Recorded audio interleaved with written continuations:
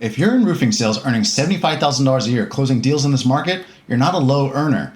You're one bad off season away from proving that income and wealth are two completely different things. Now, if you're sitting there thinking, I make decent money, I just need one more big month to catch up, that thought is exactly why this video exists. I hear that sentence from guys at every income level, and it never comes true the way they expect. Here's what nobody's telling you. $75,000 in roofing commissions is not salary. It hits in chunks, disappears in the gaps, and the months where nothing closes don't care what you earned in October. A salaried guy at $75,000 builds a budget once. You have to build a system.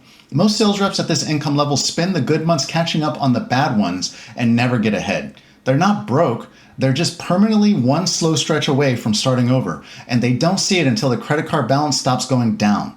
By the end of this video, you will know exactly how I would allocate $75,000 in roofing commission income across taxes, a cash reserve, monthly expenses, and a starter investment account with specific percentages and a sequence you can set up this week. Over the years, I've watched what happens to sales reps earning right around this number. The ones who stay stuck aren't earning less than the ones who get ahead. They just have no structure between the deposit hitting and the money disappearing. Same income, completely different outcomes. I've also seen it enough times to know exactly where the system breaks. So here's exactly how I'd run the money if I were earning $75,000 selling roofs in 2026. On $75,000 of 1099 commission income, your federal self-employment tax alone is 15.3% on the first dollar. Add federal income tax on whatever your state takes, and you're looking at setting aside roughly 25 to 30 cents of every dollar the moment it hits your account. That means your real working income is closer to $52,000 to $56,000.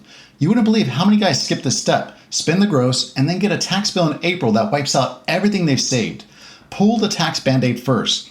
Open a separate high-yield savings account at a completely different bank than your day-to-day and label it IRS. Every deposit, a set percentage goes there before you do anything else. That number is not negotiable. After taxes, your next job is a cash reserve, not a savings account you dip into, a wall between you and a slow month. For a roofing sales rep at $75,000, that number is 3 months of your actual baseline expenses. For example, if your rent or mortgage, truck payment, insurance, groceries, and utilities is $3,500, then your target reserve is $10,500. Park it in its own high-yield savings account. Your money earns something while it sits there. You don't invest until this wall exists. I know that feels slow, but it's not slow. It's the only reason investing works on variable income, because without the reserve, you raid the investment account the first time the pipeline gets quiet. Here's the number most guys never calculate. What does it cost to run your life in a month where you close nothing? On $75,000 gross after taxes, you have roughly $4,500 to $4,700 per month in net income if the year runs evenly.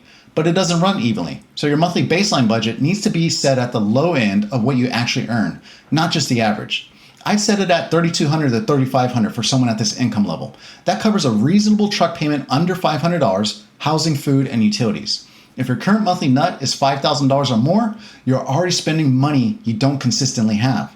This may sound strange, but the fix is not to earn more. The fix is to stop funding a $5,000 lifestyle on a $3,500 floor.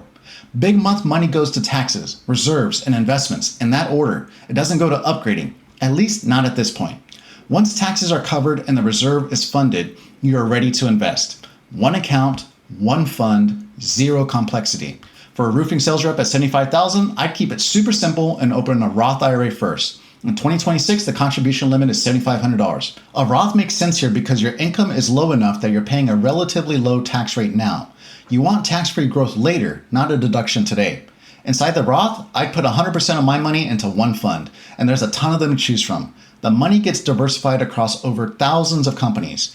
You don't need to pick stocks. You don't need a financial advisor charging 1% to manage this. You need to open the account, commit to a percentage of your commission, and leave it alone and focus on selling.